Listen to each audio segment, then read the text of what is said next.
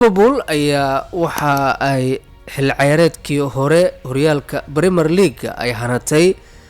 Haddaba waxay ku jirtaa kooxdan Ingiriiska ka dhisan kaalinta koowaad marka la eego kooxaha suuqa kala iibsiga ee xagaaga 2025 dhaqaalaha ugu badan ku bixiyay. Suuqa kala iibsiga xagaaga ayaa xirmay bilowgii bishan September. Inta badan horyaalada Yurub isniintii la soo dhaafay marka laga reebo horyaalka dalka Turkiga, kooxuhu waxay haysteen waqti ay ku sameyn karaan saxiixiye dheeri ah laakiin ma dhicin.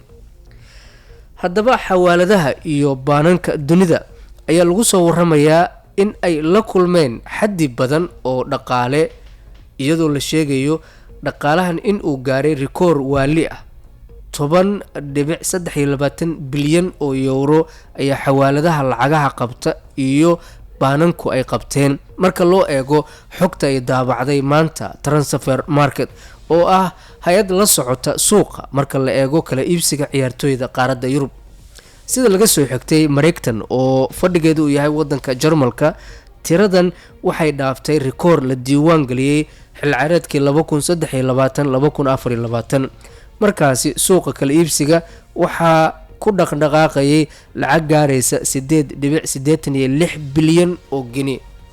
Maalintii ugu dambeysay suuqa kala iibsiga, haddii aan ka soo qaadno naadiga Ingiriiska Liverpool waxay dhammaystirtay saxiix in muddo ah socday ciyaartooyga wadanka Sweden Alexander Isak. ciyaartooyga waxa uu ka tagay garoonka St James Park iyo naadiga Newcastle. adduun lacageed 145 milyan oo euro ayaa lagala baxay, taasoo ka dhigaysa wadarta qarashka ku baxay naadiga xagaagan 2025 483 milyan oo euro. waxaa ku weheliya lacagta lagala baxay ciyaartooyga wadanka Sweden ciyaartooyda kale ah Volkan Wits iyo Hugo Ekitike oo labaduba iyaguna ku biiray kooxda Liverpool isla xagaagan. cajiib ayay noqotay liiskan in 9 ka mida 10 koox ee ugu horeeya inay ku jiraan kooxaha ka dhisan horyaalka Ingiriiska, kuwaas oo loo yaqaano awoodda dhaqaale ee kubadda cagta dunida maanta. maamulkoodu waxa uu jabiyay kaliya kooxda Jarmalka waxaa kaliya jabiyay ama rikoorkan waxaa kaliya jabiyay kooxda Jarmalka ka dhisan ee Bayer Leverkusen, taas oo kaalinta 9aad ku dhameysatay marka la eego dhaqaalaha suuqa kala iibsiga xagaagan galay 198 milyan oo euro ay kooxdaasi suuqa la timid xagaagan 2025. marka dhanka kale loo eego liiskan waxa ay kordhisay 20 kooxood ee kharashka ugu badan naadiyada ka baxay. isku dar 20kooda kooxood 3 bilyan oo euro ay qarash gareeyeen.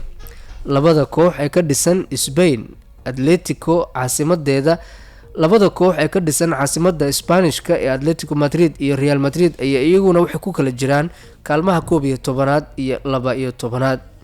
dhinaca Turkigana kooxda Galatasaray ayaa waxay soo gashay kaalinta 14aad.